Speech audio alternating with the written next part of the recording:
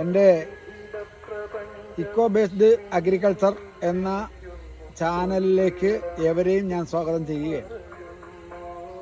ഈ channel subscribe ചെയ്യാനും എൻ്റെ വീഡിയോയിൽ അഭിപ്രായങ്ങൾ എഴുതാനും അതുപോലെ തന്നെ ലൈക്ക് ചെയ്യാനും ഞാൻ ഏവരെയും ഹൃദയപൂർവ്വം ക്ഷണിക്കുകയാണ്. എൻ്റെ വീഡിയോ ഒരു സാമൂഹ്യ പ്രതിബദ്ധതയുള്ള വീഡിയോ ആയിട്ടാണ് ഞാൻ ചെയ്യുന്നത്. ഇന്ന് ഞാൻ പറയുന്നത് കൃഷിയുടെ രീതികളെക്കുറിച്ചല്ല, മറിച്ച് ഇന്ന് നമ്മളെ കേരളത്തിലെ കർഷകൻ അനുഭവിക്കുന്ന ബുദ്ധിമുട്ടുകളെ ബഹുജന ശ്രദ്ധയിലും അധികാരികളുടെ ചെവിയിലും എത്തിക്കാൻ വേണ്ടിയാണ് ഞാൻ ഇന്ന് ഈ വീഡിയോ ചെയ്യുന്നത്. നിങ്ങളിത് കാണാം, പ്രകൃതിയോട് മല്ലിട്ട്, പ്രകൃതിക്ഷോഭങ്ങൾ നേരിട്ട് പ്രകൃതിയോട് മല്ലിട്ടാണ് ഇന്ന് ഓരോ കർഷകനും അവൻ്റെ ഉപജീവനത്തിനുള്ള വഴികൾ കണ്ടെത്തുന്നത്. പല സമയങ്ങളിലും ഒരു വർഷത്തിൽ പല പ്രാവശ്യം കർഷകൻ അതിഭയങ്കരമായ നഷ്ടങ്ങൾ നേരിടേണ്ടി വരാറുണ്ട്. പ്രധാനമായി വേനൽ, അത് കഴിഞ്ഞാൽ പിന്നെ മഴ, വെള്ളപ്പൊക്കം, കാറ്റ്, ഇങ്ങനെ പല രീതിയിലുള്ള പ്രകൃതിയുടെ ആക്രമണങ്ങൾ നമ്മൾ കർഷകർ നേരിടേണ്ടി വരും. കർഷകർക്ക് മാന്യമായ ഒരു നഷ്ടപരിഹാരം അല്ലെങ്കിൽ അവനെ സംരക്ഷിക്കുന്ന ഒരു നിലപാട് കേരളത്തിലെ മാറി മാറി വരുന്ന സർക്കാരുകൾ ഒന്നും സ്വീകരിക്കാറില്ല. പ്രത്യേകിച്ചും ഇടതുപക്ഷ ഗവൺമെൻറ്റിൽ നിന്ന് കർഷകർ അതൊക്കെ പ്രതീക്ഷിച്ചിരുന്നു. അതൊന്നും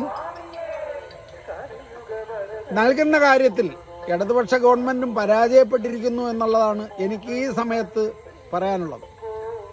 കാരണം സർക്കാർ വളരെയധികം പദ്ധതികൾ പ്രഖ്യാപിക്കാറുണ്ട്. അതൊന്നും കർഷകൻ്റെ കയ്യിലേക്ക് എത്തുക വളരെ തുച്ഛമാണ്. കൃഷി ഡിപ്പാർട്ട്മെൻറ്റിൽ നിന്ന് ചെയ്യുന്നത് ഏറ്റവും ഭയങ്കരമായിട്ട് പണം ചെലവാക്കി അവർ ചെയ്യുന്നത് കുറേ യോഗങ്ങളും ചർച്ചകളും സംഘടിപ്പിക്കലാണ്.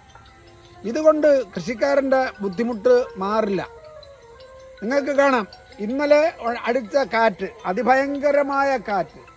ഈ കാറ്റിൽ എനിക്കിവിടെ ഏകദേശം ഒരു 25-30 സെൻറ്റ് സ്ഥലത്തുണ്ടായിരുന്ന പയർ മുഴുവൻ പന്തൽ നിലംപതിക്കുകയുണ്ടായി. ഇതിലൂടെ എനിക്ക് വന്ന നഷ്ടം വലുതാണ്. അതുപോലെ തന്നെ വാഴ, അങ്ങനെ മരച്ചീനി, ഇതെല്ലാം പ്രദേശത്തുള്ള എൻ്റെ മാത്രമല്ല മറ്റ് കർഷകരുടെയൊക്കെ ഇതിനൊക്കെ ഒരു കർഷകനോട് പ്രതിബദ്ധതയുള്ള ഗവൺമെൻറ് ഇങ്ങനെ ഉണ്ടാകുന്ന നഷ്ടങ്ങൾക്ക്, പ്രകൃതി ദുരന്തങ്ങൾക്ക്, പ്രകൃതിയിൽ നിന്നുണ്ടാകുന്ന നഷ്ടങ്ങൾക്ക് കർഷകനെ നിലനിർത്താനുള്ള ഒരു പദ്ധതി ഇല്ല എങ്കിൽ തീർച്ചയായും നമ്മുടെ നാട്ടിൽ ഇന്ന് തരിശു കിടക്കുന്ന പോലല്ല, വളരെയേറെ സ്ഥലങ്ങൾ തരിശിടാൻ കർഷകൻ നിർബന്ധിതനാവും. ഞാനടക്കമുള്ള കർഷകന് ഇനി മുന്നോട്ട് പോകാൻ വയ്യാത്ത അവസ്ഥയിലാണ് ഉള്ളത്.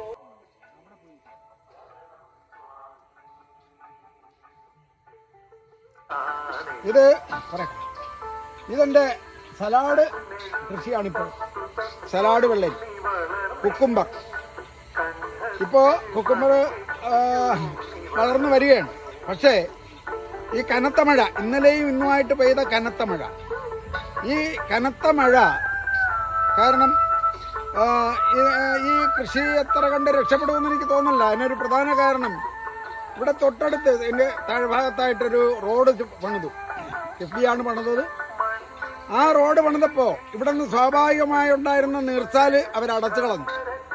അത് പിന്നെ പരാതിയൊക്കെ ആയി MLA എല്ലാം ബന്ധപ്പെട്ട് അവസാനം അവർ ആ നീർച്ചാൽ ആ കൾവർട്ട് ചെയ്തെങ്കിലും അവർ ചെയ്ത പണിയെന്ന് പറയുന്നത് നമ്മളത് പ്രശ്നമുണ്ടാക്കിയതുകൊണ്ടാകണം. ആ കൾവർട്ടിൻ്റെ ബെഡ് ലെവൽ ഒരു 3 അടിയോളം ഉയർത്തിക്കളഞ്ഞു.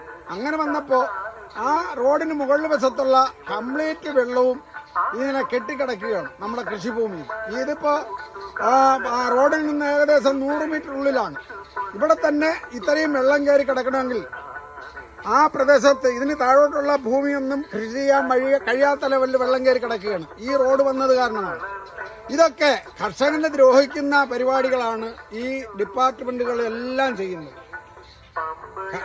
പ്രകൃതി ദുരന്തം, അതുപോലെ തന്നെ കാട്ടിലുള്ള വന്യജീവികളുടെ ശല്യം, പിന്നെ അതുകൂടാതെ മറ്റ് പ്രാണികളിൽ നിന്നുള്ള ശല്യം, ഇതെല്ലാം സഹിച്ച് എത്ര കാലം കർഷകൻ മുന്നോട്ട് പോകും? ഇതിന് ഒരു പരിഹാരം കാണാൻ എന്താണ് വഴി എന്നാണ് ഞാൻ പൊതുസമൂഹത്തോട് ചോദിക്കുന്നത്.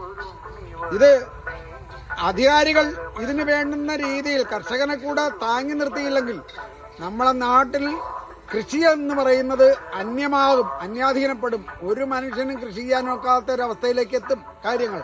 ഇപ്പോഴത്തന്നെ ഇനി കൃഷിയിൽ തുടരണമോ വേണ്ടേ എന്നുള്ള ചിന്തയിലാണ് ഞാൻ. കാരണം ജനിച്ചന്ന് മുതൽ, ഒരുവിധം പ്രായമായ അന്ന് മുതൽ ഈ കൃഷി എൻ്റെ ഒരു ജീവിതമാർഗമായും എൻ്റെ ഒരു ജീവിത രീതിയായും കൊണ്ട് നടക്കുന്ന ഒരാളാണ് ഞാൻ. ഞാൻ ഏത് നിലയിൽ ഏതൊക്കെ രീതിയിൽ തൊഴിലുകൾ മാറിപ്പോയിട്ടും ഇന്ന് വരെയും, അതായത് എനിക്ക് 60 വെച്ച കാലമുള്ള, ഇന്നിപ്പോൾ എനിക്ക് 74 വയസ്സ് പ്രായമുണ്ട്. ഇത്രയും കാലവും ഞാൻ കൃഷി ചെയ്യാത്ത ഒരു വർഷം പോലും കടന്നു പോയിട്ടില്ല. പക്ഷേ ഇനി ഈ കൃഷി മുന്നോട്ട് കൊണ്ടുപോകാൻ പറ്റും എന്നെനിക്ക് തോന്നുന്നില്ല. അതിന് കാരണം നമ്മുടെ അധികാരി വർഗങ്ങളാണ്, നമ്മളെ ഡിപ്പാർട്ട്മെന്റുകളാണ്, നമ്മളെ സർക്കാരുകളാണ്. ഈ സർക്കാരും അധികാരി വർഗവും കൃഷി ഡിപ്പാർട്ട്മെന്റും കർഷകനെ സംരക്ഷിച്ചില്ല എങ്കിൽ കേരളം ഒരു തരിശായി മാറുമെന്നുള്ള കാര്യത്തിൽ യാതൊരു സംശയവുമില്ല. കഴിഞ്ഞ 2 ദിവസം കൊണ്ട് 2 ദിവസത്തെ മഴയിൽ ഈ കൃഷിഭൂമിയിൽ ഏകദേശം വെള്ളം കയറി കഴിഞ്ഞു. ഇതിന് കാരണം ആ റോഡിൽ ഉണ്ടായിരുന്ന കൾവർട്ട് അടച്ചതാണ്. കൾവർട്ടിന്റെ ബെഡ് ലെവൽ ഉയർത്തിയതാണ്. ഇത് കണ്ടോ, ഈ കൃഷിഭൂമി മുഴുവൻ തരിശു കിടക്കുന്നു. കൃഷി ചെയ്യാൻ നിവൃത്തിയില്ല. ഇതെല്ലാം ഇവിടെ മുഴുവൻ തരിശു കിടക്കണം. ഏകദേശം ഒരു 10-30 ഏക്കർ സ്ഥലം വെറുതെ തരിശു കിടക്കുകയാണ്. ഈ രീതിയിലാണ് നമ്മളെ ഓരോ ഡിപ്പാർട്ട്മെന്റും കർഷകനെ ദ്രോഹിക്കുന്നത്.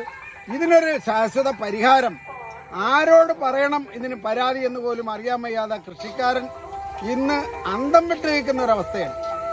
ഈ കൃഷി മുന്നോട്ട് കൊണ്ടുപോകാൻ കഴിയുമെന്ന് എനിക്ക് തോന്നുന്നില്ല. മിക്കവാറും ഇനി ഈ കൃഷി നിർത്തുകയല്ലാതെ വേറെ ഒരു വഴിയും ഞാൻ നോക്കിയിട്ടില്ല. ഈ റോഡ് നിർമ്മാണത്തോടു കൂടിയാണ് ഇവിടെ ഏക്കർ കണക്കിന് സ്ഥലം തരിശായി മാറിയത്. കൃഷി ചെയ്യാൻ നിവൃത്തിയില്ലാതെ ഒരു വേനൽക്കാലത്ത് പോലും ഇവിടെ കൃഷി ചെയ്യാൻ പറ്റാത്ത രീതിയിലാണ്. ഇതാണ് ആ കൾവർട്ട്. ഈ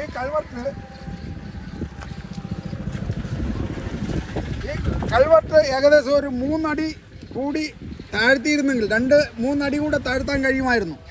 താഴ്ത്തിയിരുന്നെങ്കിൽ ഇതിൻ്റെ മുകളിൽ വെള്ളം കെട്ടി നിൽക്കില്ല. ഈ വെള്ളം മുഴുവൻ ഒഴുകി പോകുമായിരുന്നു. ഇപ്പോൾ ഈ വെള്ളം ഒഴുകിപ്പോകാതെ കെട്ടിക്കിടക്കണം. ഇനി ഒരു മഴ കൂടെ പെയ്താൽ ഇവിടെ മുഴുവൻ വെള്ളം കെട്ടാവും.